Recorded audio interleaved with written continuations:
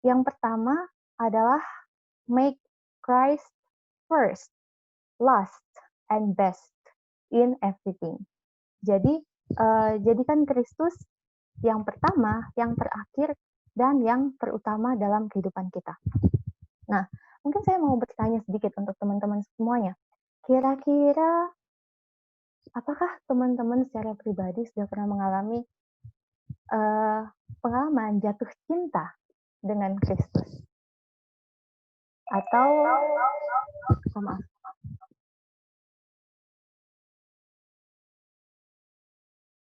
oke. Atau hanya jatuh cinta dengan manusia yang pernah? Oke. Nah, jadi, eee, mengapa saya katakan ini? Karena untuk menjadi mahasiswa yang unggul, yang pertama dan terutama yang saya rasakan adalah Tuhan mengubah saya terlebih dahulu. Mengubah bagaimana? Eee, yang pertama adalah jadi hati saya yang dimenangkan oleh Kristus. Pertama pada saat SMP saya mulai, masuk SMA, itu saya bentar ya, oke, apa PowerPoint-nya sudah terlihat?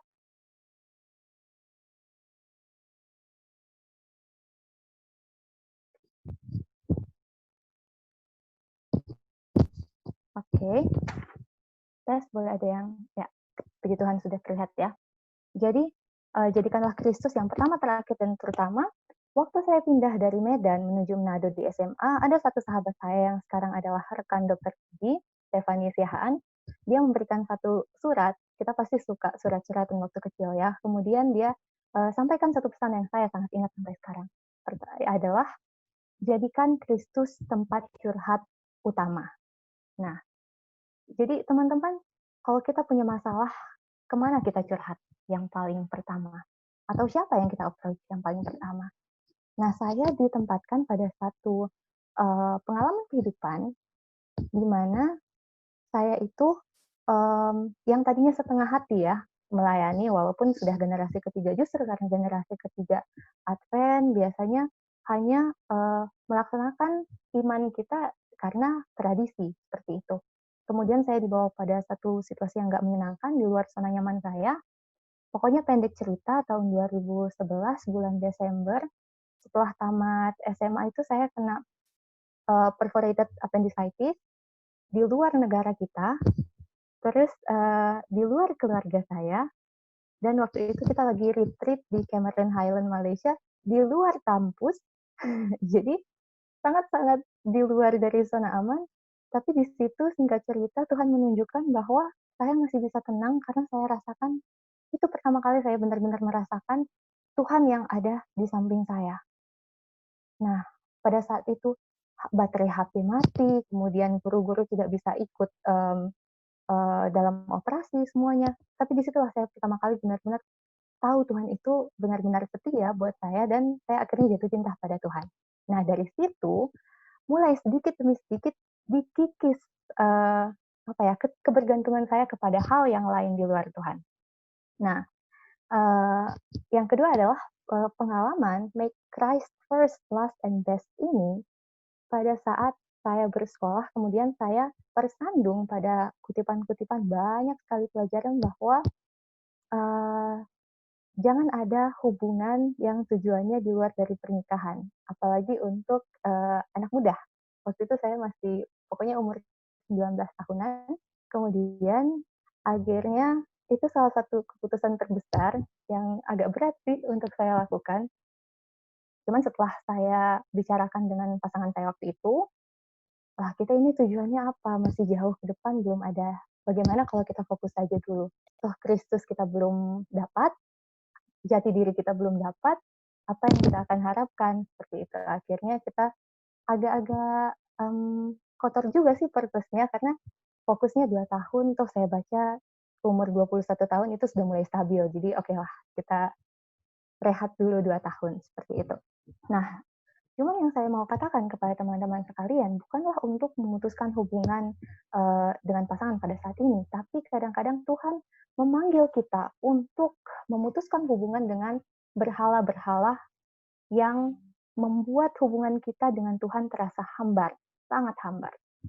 Nah, untuk saya pada saat itu adalah si romansa-romansa ini. Jadi pikiran-pikiran, apa yang saya tonton, apa saya pikirkan, kepada saat siapa saya mengandalkan pada saat itu. Mungkin teman-teman semua, punya hal yang berbeda, struggle yang berbeda, satu Tuhan-Tuhan kecil yang berbeda, akun sosmed mungkin, atau games mungkin, atau fashion mungkin, atau makanan, kita nggak pernah tahu. Cuman saya belajar saat kita memiliki prinsip pertama, jadikan Kristus yang pertama, terakhir, dan terutama, itu adalah artinya juga memutuskan hubungan dengan ilah-ilah lain.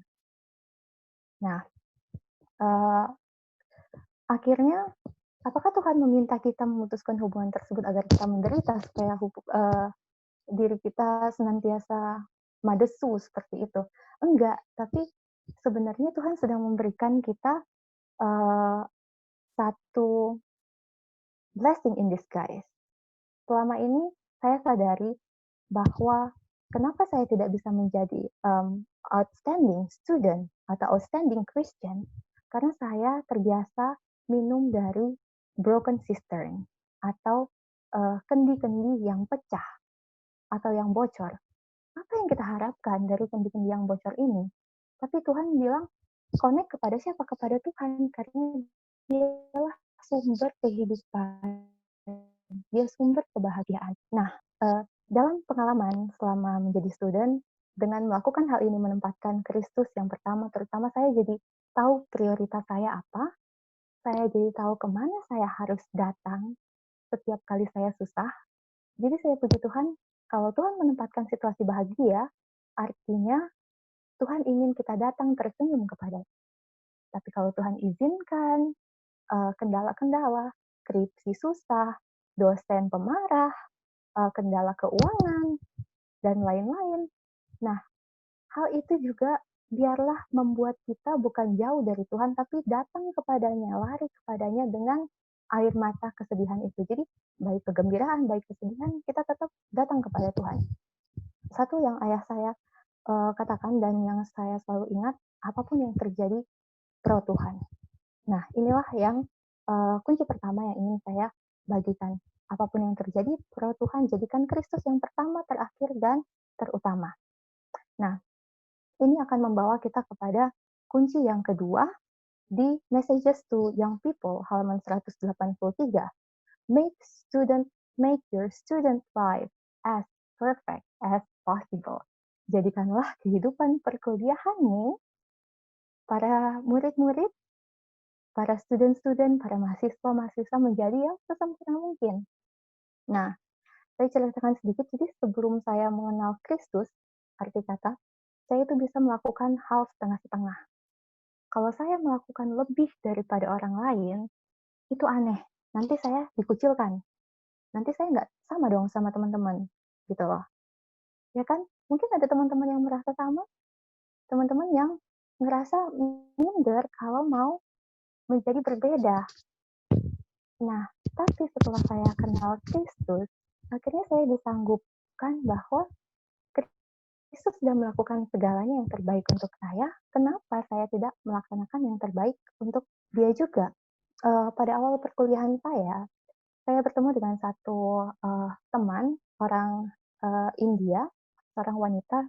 Lalu waktu ngobrol masih orientasi, dia katakan saya aiming for straight A. Jadi saya ini lagi saya sementara nggak punya motivasi sama sekali untuk straight A loh, cuman mau masuk kuliah supaya bisa dapat izin lalu bisa bekerja seperti itu. Tapi puji Tuhan saya ditempatkan bertemu dengan orang ini, dia katakan, "Saya punya tujuan untuk straight A. Sekalipun saya tidak dapatkan itu straight A, saya tidak kecewa karena paling tidak saya mendarat di E minus, di B plus, di B, paling rendah mungkin B min." Ya, seperti itu. Jadi puji Tuhan, saya diingatkan, wah ada ya orang seperti ini. Kemudian saya coba contoh itu dalam kehidupan saya. Nah, jadi puji Tuhan, karena Tuhan mengubah oleh kasih karunia-Nya ya. Jadi semua hal-hal mata pelajaran itu tidak ada yang saya sepelekan. Nah, mungkin ada teman-teman yang menyepelekan mata pelajaran minor atau, jadi, takut duduk depan atau mungkin kalau misalnya ada jatah absen 20% daripada sayang akhir akhir semester hangus, kenapa tidak digunakan? Seperti itu ya. Nah, tapi, puji Tuhan karena hal ini dan katanya di sini bahwa sangat-sangat berharga adalah kesempatan yang diberikan semasa kita bersekolah. Jadikanlah kehidupan sebagai siswa sesempurna mungkin karena kamu hanya akan melewati hal ini sekali saja.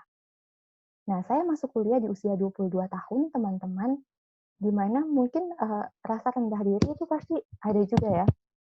Tapi puji Tuhan saya dikuatkan, eee, saya, termotivasi, duduk di depan nggak apa-apa, jadi berbeda nggak apa-apa.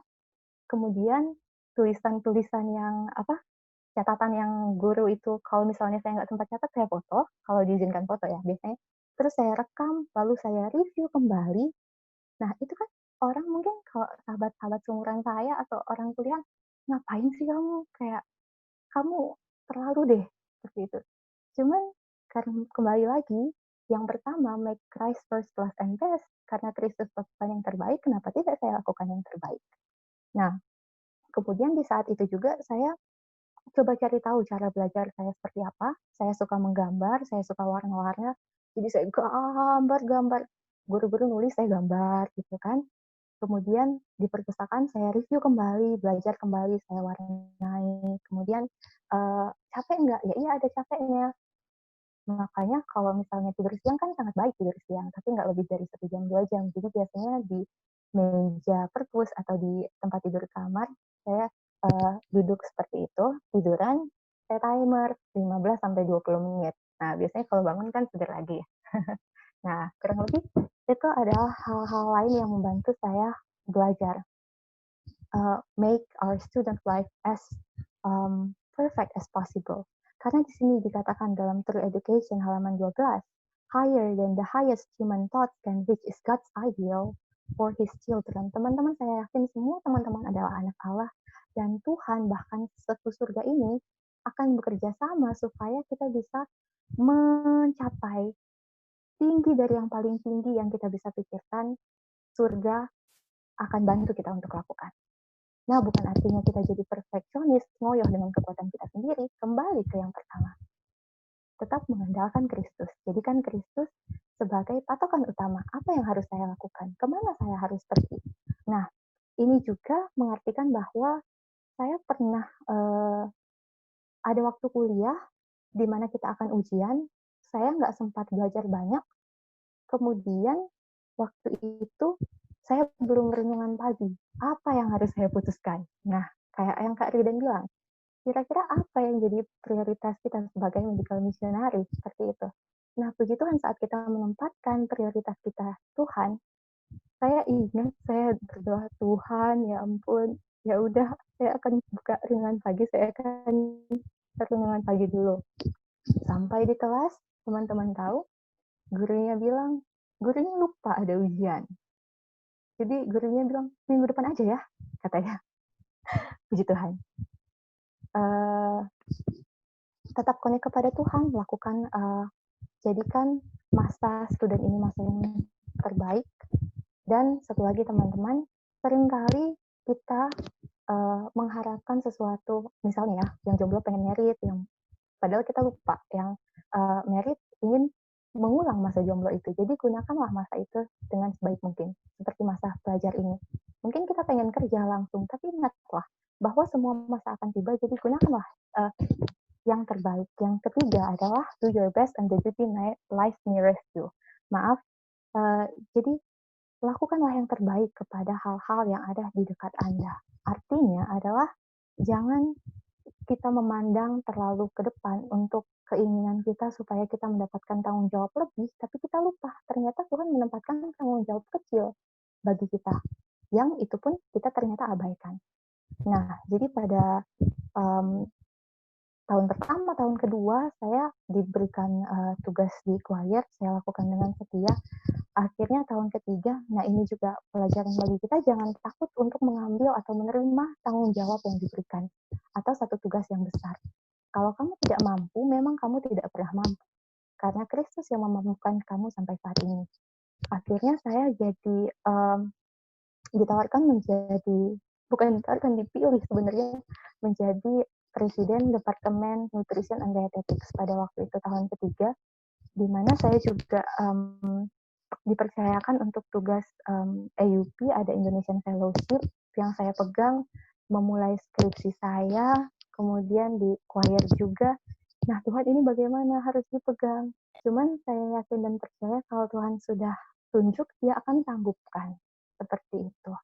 Nah, yang satu yang sangat membantu adalah buatlah to-do list, catatan, agenda. Prioritaskan mana yang paling penting. Seperti itu. Tapi, nah ini jadi lakukanlah yang terbaik pada kewajiban yang ada di dekatmu, terus percayakan jalanmu kepada Tuhan, dan lihat kira-kira providence apa yang Tuhan sediakan untuk kedepannya. Dan kalau sudah diberikan, providence itu jangan ditolak. Nah, yang terakhir adalah bagaimana yang ketiga ini, nearest duty, bukan artinya di akademis saja teman-teman. Jadi kadang-kadang Tuhan izinkan kita juga untuk melihat kesempatan-kesempatan melayani di masyarakat. Nah, kalau saya hanya mengandalkan yang nomor 2, buatlah kehidupan student saya jadi sesempurna mungkin, saya akan belajar terus, saya tidak akan menerima panggilan-panggilan untuk mission trip atau pelayanan masyarakat lain-lainnya. Tapi karena Kristus adalah yang pertama, terakhir, dan terutama, akhirnya saya disanggupkan untuk melihat juga kesempatan-kesempatan, dan ini yang tidak pernah saya sesali. Nah, mungkin karena waktu kita sudah selesai juga, jadi saya mau simpulkan kembali bahwa 3 hal yang paling penting yang ingin saya tanamkan pada malam hari ini adalah yang pertama, jadikanlah Kristus yang pertama, terakhir, dan terbaik. Yang kedua, buatlah kehidupan student kita menjadi sesempurna mungkin. Cherish the time, hargai hal tersebut. Dan yang ketiga adalah lakukan yang terbaik bahkan pada tugas-tugas kecil yang kita anggap sepele, karena di mata Tuhan tidak ada yang sepele. Dan teman-teman, mungkin pencapaian kita tidak bisa dilihat, outstanding kita tidak bisa dilihat oleh piala, oleh medali. Puji Tuhan sampai saat ini saya belum pernah mendapatkan satu piala pun. Makanya saya bilang pada Michelle dalam hati, wah saya kayaknya nggak pantas. Tapi saya ingat lagi bagaimana Tuhan sudah menyediakan bagi kita mahkota kehidupan untuk kita yang setia melakukan pekerjaan kita. Jadi mungkin ini yang bisa saya bagikan pada malam hari ini. Terima kasih semuanya, Tuhan memberkati.